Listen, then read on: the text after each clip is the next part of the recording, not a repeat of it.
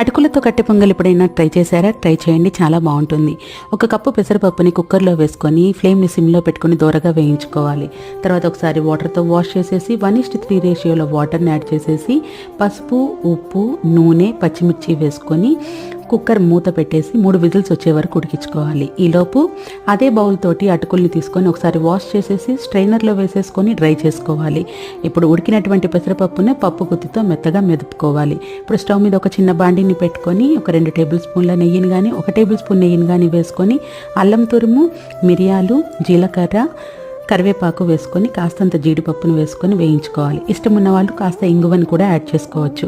తాలింపునంతా కూడా పెసరపప్పులో వేసేసి ఆ తర్వాత పక్కన పెట్టుకున్నటువంటి అటుకులను కూడా వేసుకొని బాగా కలుపుకొని 1 నిమిషం పాటు ఉడికించుకుంటే ఎంతో టేస్టీగా ఉండే అటుకుల కట్టె పొంగల్ రెడీ అవుతుంది. బ్రేక్ఫాస్ట్లోకి కానీ డిన్నర్లోకి కానీ చాలా సూపర్గా ఉంటుంది. తప్పకుండా ట్రై చేయండి. Thank you for